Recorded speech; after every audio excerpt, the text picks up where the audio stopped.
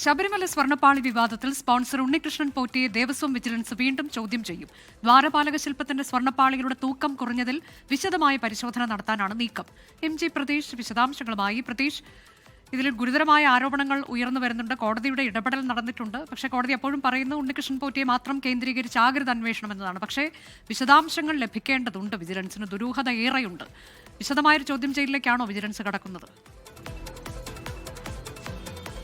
അനുജ, തീർച്ചയായും അങ്ങനെ തന്നെ കരുതേണ്ടി വരും. കാരണം ഈ ഉണ്ണികൃഷ്ണൻ പോറ്റിയുടെ ഇടപെടലിലടക്കം വലിയ ദുരൂഹത ദേവസ്വം വിജിലൻസും സംശയിക്കുന്നുണ്ട്. കാരണം ഈ 2019 ഈ സ്പോൺസർ കൂടിയായ ഉണ്ണികൃഷ്ണൻ പോറ്റി ഈ സ്വർണ്ണപ്പാളികൾ, അന്ന് ചെമ്പ് പൂശിയ പാളികളായിരുന്നു, അതിൽ സ്വർണം പൂശാനായി ഉണ്ണികൃഷ്ണൻ പോറ്റി കൊണ്ടുപോയത്. അതിന് പിന്നാലെ ഈ സ്വർണം പൂശിയ ശേഷം തിരികെ ശബരിമലയിൽ ഇത് സ്ഥാപിക്കുകയായിരുന്നു. പക്ഷേ നടപടിക്രമങ്ങൾ ഒന്നും തന്നെ പാലിക്കാതെയാണ് ഉണ്ണികൃഷ്ണൻ പോറ്റി ഇത് കൊണ്ടുപോവുകയും തിരികെ കൊണ്ടുവന്ന് പുനഃസ്ഥാപിക്കുകയും ചെയ്തത്. അതിലടക്കം വലിയ വീഴ്ചകൾ സംഭവിച്ചുവെന്ന പ്രാഥമികമായ പരിശോധനയിൽ കണ്ടെത്തിയിട്ടുണ്ട്. അതിൻ്റെ കൂടി പശ്ചാത്തലത്തിലാണ് ഉണ്ണികൃഷ്ണൻ പോറ്റിയിൽ നിന്ന് വിശദമായ വിവരം ശേഖരിക്കാൻ ദേവസ്വം വിജിലൻസ് തീരുമാനിച്ചിരിക്കുന്നത്. ദേവസ്വം ബോർഡും ഇക്കാര്യത്തിൽ ഒരു നിലപാട് വ്യക്തമാക്കിയ പശ്ചാത്തലത്തിലാണ് വീണ്ടും ചോദ്യം ചെയ്യാനായി തീരുമാനിച്ചിരിക്കുന്നത്. ഈ ഉണ്ണികൃഷ്ണൻ പോറ്റിയുടെ പശ്ചാത്തലം, സാമ്പത്തിക പശ്ചാത്തലം ഉൾപ്പെടെ പരിശോധിക്കാനാണ് നിലവിലെ തീരുമാനം.